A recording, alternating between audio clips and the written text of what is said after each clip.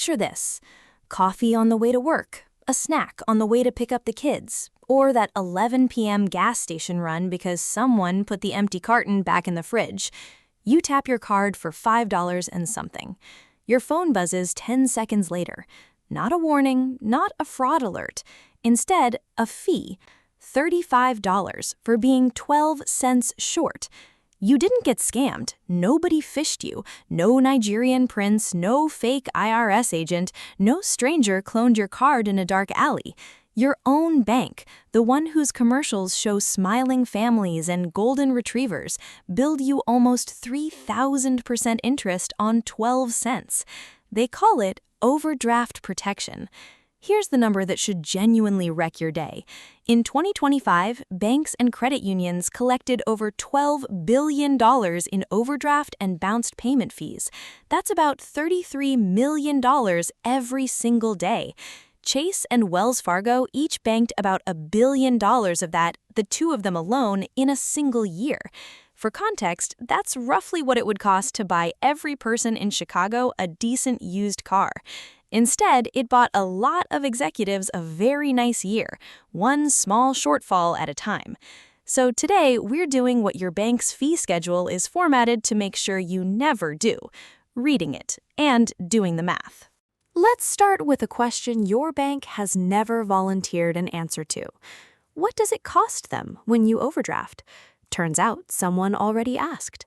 The Consumer Financial Protection Bureau, the government body whose entire job is regulating this stuff, ran the numbers, covering your transaction, flagging your account, mailing you the world's least friendly letter. Total cost to the bank? About $5. What they charge you? Roughly $27 on average. Chase does a flat $35. Regions does $36 and lets that happen up to 3 times in one day, which is less overdraft fee and more buy 2, get 1 free, except the free one is also $36. Markups like that don't happen by accident. They're designed.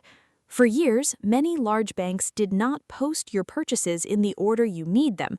They posted them high to low. Say you have $100 in checking.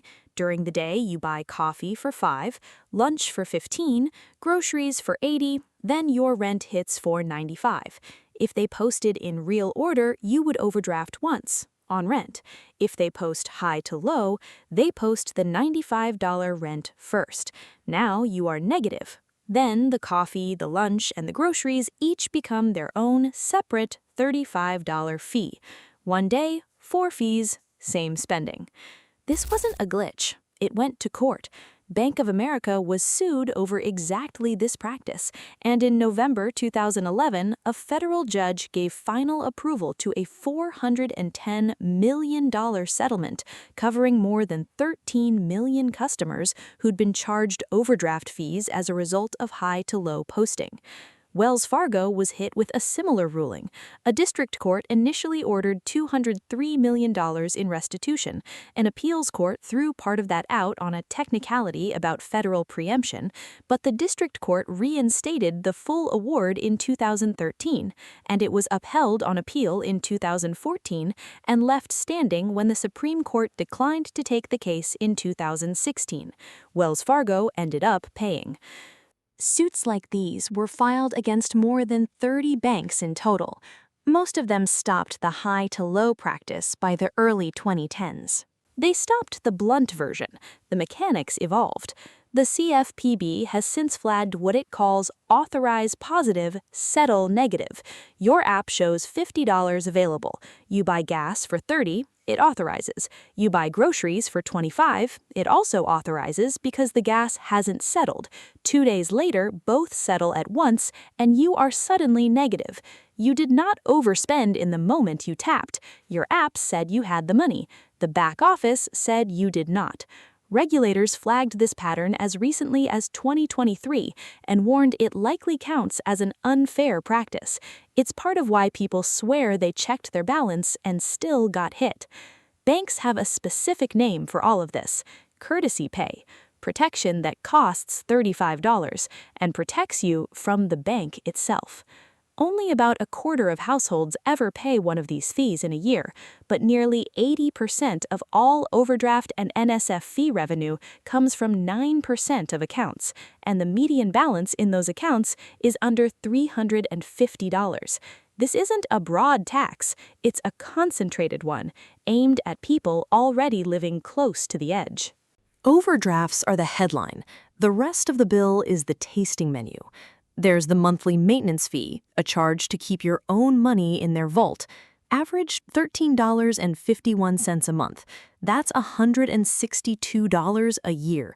Gone, unless you hit a minimum balance or direct deposit requirement that feels like a loyalty test you didn't sign up for. Then there's the ATM fee for wanting cash from a machine that isn't your bank's. Average $5, and that is often only your bank's cut. The machine itself can add its own, so withdrawing $60 can cost $69. The only time in modern life where getting cash makes you poorer than not getting it. Then there are the fees that hide behind the fees. If you stay negative, many banks add an extended overdraft fee, $15 every 5 days you remain in the red. If they decline the transaction instead of covering it, that's a separate NSF fee, often the same $35, so you get charged for not getting the money.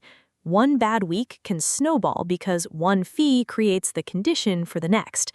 Let's run a full year for one person, no repeats. Overdrafts, about $370 a year. Maintenance, $162. ATM slip-ups, another $120. Total, more than $650 a year for a checking account, not for a loan, not for a mortgage, for a place to keep money you already earned. If banks charged what regulators estimated costs them, around $5, those yearly overdraft fees would shrink from roughly $370 to about $60. That fix existed. The CFPB finalized a rule in December 2024, capping overdraft fees at $5, matching their own cost research, projected to save the average affected household $225 a year. 5 months later, Congress repealed it using the Congressional Review Act. The repeal didn't only kill the rule, it also blocked the CFPB from bringing back a substantially similar one without a new law. This isn't a fee that slipped through the cracks. It got a bodyguard. Before the comments fill up with, well, overdraft fees cover risk, let's check that. The CFPB's own cost analysis already includes the bank's risk, operating costs, and overhead. Their estimate? About $5. Everything above that is margin. To be fair, because getting this right matters more than a clean villain, for ATM and one-time debit transactions, coverage has been opt-in since 2010, and some people would rather eat the fee than get declined at the register in front of a line. That is a legitimate preference. It still doesn't explain charging $35 for something regulators estimate costs about $5. Here's how to stop paying these. First, turn on low balance alerts. It is free, it is already in your app, and it turns a $5 shortfall into a warning text instead of a transaction notification 2 days later. Second, check if your bank charges a monthly fee at all. About a third of checking accounts do not, and online banks are dramatically better, with over 70% charging $0. Capital One 360, Ally, and most credit unions have no balance gymnastics. On overdrafts, some banks, including Capital One, Citibank, and Ally, simply do not charge an overdraft fee. Not a perk, a policy. If yours charges $35 and offers nothing close, that is not how banking works. That is a fixable problem. For ATMs, find a bank that reimburses out-of-network fees. Several credit unions and online banks refund $10 to $20 a month, which erases that $5 hit. And if you get hit and it was a one-off, call. Banks waive first-time fees constantly because losing you costs more than $30. 5 minutes, hold music, a little charm. One last piece they do not advertise. If you close an account while negative, even $20 negative, some banks report you to check systems, a database that tracks banking history and can make it harder to open a new account elsewhere for a period of years, depending on the bank's own policy. The FDIC's most recent survey found about 5.6 million U.S. households were unbanked in 2023, and unpredictable account fees are one of the reasons people cite for staying out of the banking system entirely, often relying on prepaid cards that carry their own fees instead. So here's the actual picture. It's not one bad fee. It's a maintenance fee for holding your own money, an ATM fee for touching your own cash, an NSF fee for being told no, and an overdraft fee stacked on top, all quietly running in the background of an account you probably opened as a teenager and never once shopped around on again. None of it is illegal. It's a well-built system that makes the most money off the people who can least afford it, and it got a permanent legal shield right when a fix was finally on the table. Here, we don't have any sponsors telling you which bank to switch to, no affiliate link pointing you anywhere. The math, and maybe a small, deeply satisfying phone call to customer service this week. Ever been hit with a fee that felt absurd? Drop the amount and the excuse they gave you below.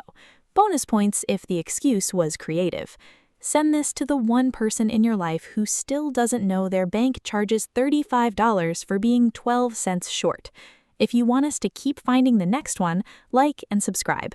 New videos every Sunday. Finding the money hiding in plain sight. This is the Quiet Markup.